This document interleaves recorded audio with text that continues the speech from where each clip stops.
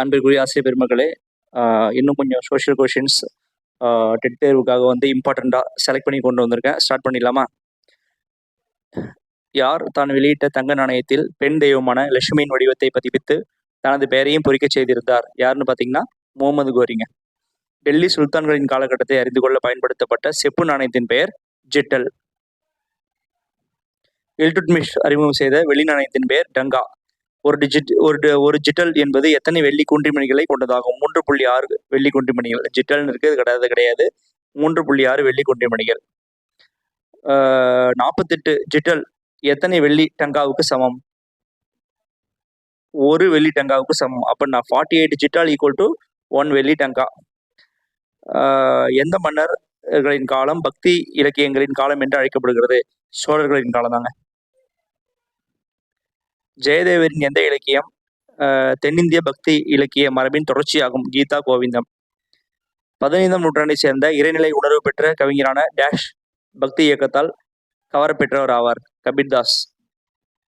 மதுரா விஜயம் யாரால் எழுதப்பட்டது? கபீர்தாஸால் எழுதப்பட்டது. விஜயநகர பேரரசுடன் தொடர்புடைய நிகழ்வுகளையும் தனிநபர்கள் பற்றியும் அறிந்து கொள்ள உதவும் இலக்கியம் ஆமுக்த மால்யா. இந்த மதுரா விஜயம் மட்டும் யாரும் எழுதினாலும் டவுட் இருக்கு, நான் கிளாரிஃபை பண்ணி கமெண்ட்ல போடுறேங்க. ஆமுக்த மால்யா எனும் இலக்கியத்தை எழுதியவர் கிருஷ்ணதேவராயர். அதை அவர் வந்து சான்ஸ்கிரிட்ல எழுதியிருப்பார், ஞாபகம் வச்சுக்கோங்க. தபகத்-இ நசீரி என்னும் நூலை எழுதியவர் மின்ஹஜ் உச் சிராஜ்.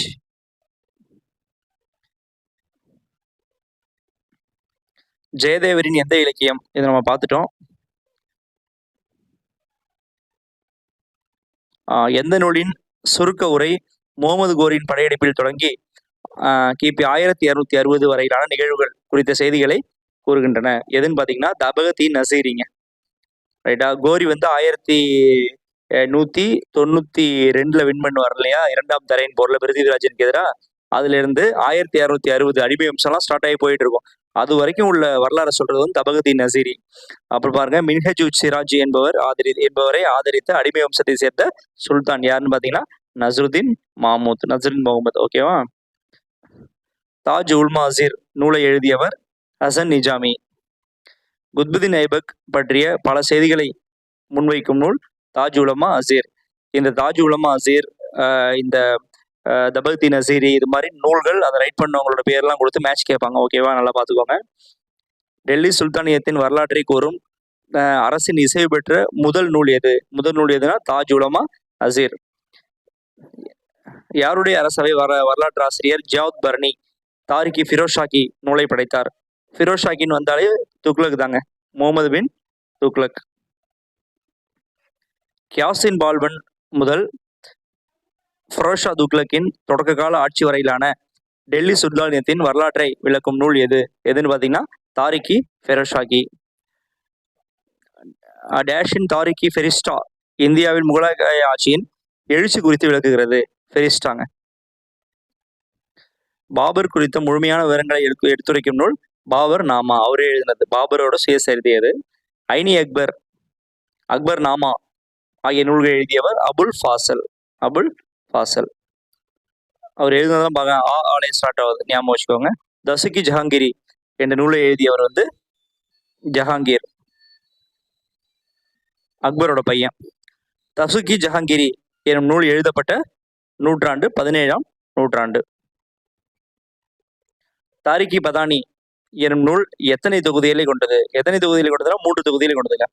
தாரிக்-இ பதானி எனும் நூல் வெளியிடப்பட்ட ஆண்டு 1595. இதுல அக்பரோட கடைசி காலங்க. தபகத் என்ற அரேபிய சொல்லின் பொருள். தபகத் அப்படின்னு பாத்தீங்கன்னா தலைமுறைன்னு அர்த்தவங்க, ஞாபகம் வச்சுக்கோங்க. இந்த வார்த்தைகளை கொடுத்து தனியா 1 மார்க் கேட்பாங்க. தஜுக் என்ற வார்த்தையின் சொல்வது சுயசரிதை. அதான் தசுகி ஜஹாங்கீரி, தசுகி பாபரி, இதெல்லாம் தசுக்குனா வந்து சுயசரிதைன்னு அர்த்தவங்க. அடுத்து பாருங்க, தாரிக் அல்லது தாஹியூத் என்ற அரேபிய சொல்லின் பொருள் வரலாறு, தாரிக். அடுத்து பாருங்க, 13ஆம் நூற்றாண்டு தமிழகத்தில் பாண்டிய அரசு வலிமை வாய்ந்த சக்தியாக மாறிக்கொண்டிருந்த பொழுதில் வெனிஸ் நகரை சேர்ந்த பயணி யார் வந்தார் அப்படின்னு பார்த்தா மார்க்கோ போலோ தாங்க வந்திருப்பார். கிட்டத்தட்ட ஒரு 1192 டைம்ல வந்திருப்பாருன்னு நினைக்கிறேன். யார் கஜினி முகமதின் சோமநாதபுர படையெடுப்பு குறித்து துல்லியமான தகவல்களை கொடுத்திருக்கிறான்னு கேட்டால் மார்க்கோ போலோ தான். ஒரு வெனிஸ். இவர் வந்து இத்தாலியில் உள்ள வெனிஸ் நாட்டு பயணி. அவர் 1420 விஜயநகர் வந்த இத்தாலிய நாட்டு பயணி நிக்கோலோ கோண்டிங்க. 1420 வருஷத்தை பார்த்துங்க, நிறைய பேர் வந்திருக்காங்க விஜயநகர் ஆட்சி காலத்துல. இவர் 1420 வந்திருக்காரு. அந்த டைம்ல வந்து கிருஷ்ணதேவராயர் கிடையாது. இப்ப அடுத்த ஒருத்தர் வருவார் பாருங்க.